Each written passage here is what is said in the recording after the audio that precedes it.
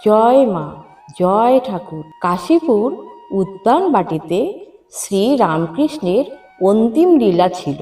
একদিকে তার অসহ্য শারীরিক যন্ত্রণা, আর অন্যদিকে ভক্তদের প্রতি অসীম মমতায় এক মিলনস্থল। শরীর অত্যন্ত অসুস্থ থাকলেও ভক্তদের বিপদে তিনি যে কতটা সজাগ ও রক্ষাকর্তা ছিলেন, শ্রী শ্রী মায়ের প্রত্যক্ষ করা এই অলৌকিক ঘটনাটি তারই এক জীবন্ত প্রমাণ।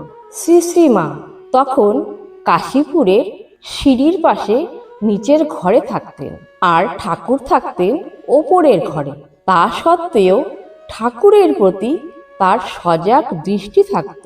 ঠাকুর তখন কাশীপুরের বাগানে অত্যন্ত পীড়িত, এত দুর্বল যে একেবারে শয্যাশায়ী। স্বামীজি প্রভৃতি অন্তরঙ্গ ভক্তগণ সর্বদা তার সেবা করতেন। একদিন তারা স্থির করলেন বাগানের এক পাশের একটি খেজুর গাছ থেকে সন্ধ্যার সময় খেজুরের রস খাবেন। ঠাকুরকে কিন্তু সে সম্বন্ধে কিছুই জানালেন না। সন্ধ্যার সময় তারা সকলে সেই গাছটির দিকে চললেন। শ্রী শ্রী মা তখন সেই বাড়িতেই থাকতেন। তিনি হঠাৎ দেখলেন ঠাকুর তীর বেগে নিচে চলে গেলেন। দেখে চমকে উঠলেন। যাকে পাশ ফিরিয়ে দিতে হয় তার পক্ষে এ কি সম্ভব? অথচ চাক্ষুষ দেখলেন। তখন ঠাকুরের ঘরে গিয়ে দেখলেন ঠাকুর বিছানায় নেই, ঘর শূন্য। মা ভয় বিহ্বল হয়ে চারিদিক খুঁজেও তাকে দেখতে পেলেন না এবং নিজের জায়গায় ফিরে গিয়ে উৎকট চিন্তায় বশীভূত হলেন। এই কি ঘটনা হলো?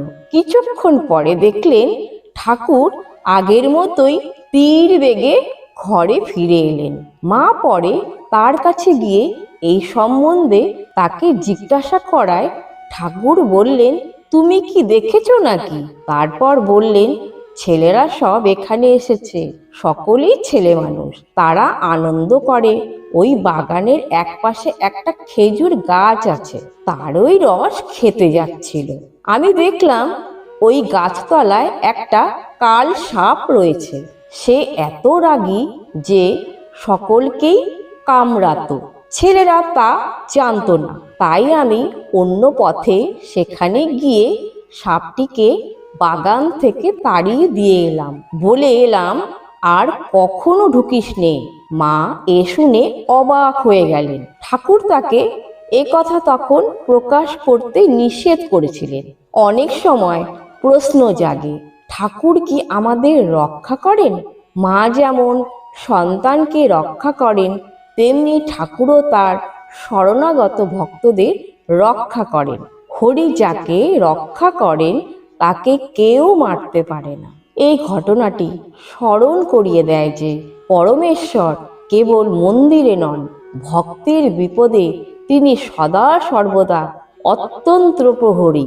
সন্তান যেমন মায়ের আঁচলের তলায় নিরাপদ, শরণাগত ভক্ত তেমনই ঠাকুরের দিব্য আশ্রয়ে সুরক্ষিত। আমাদের অগোচরেও তিনি যে আমাদের রক্ষা করে চলেছেন, এই বিশ্বাসই আধ্যাত্মিক পথের পরম পাথেয়। জয় শ্রীমা, জয় ঠাকুর।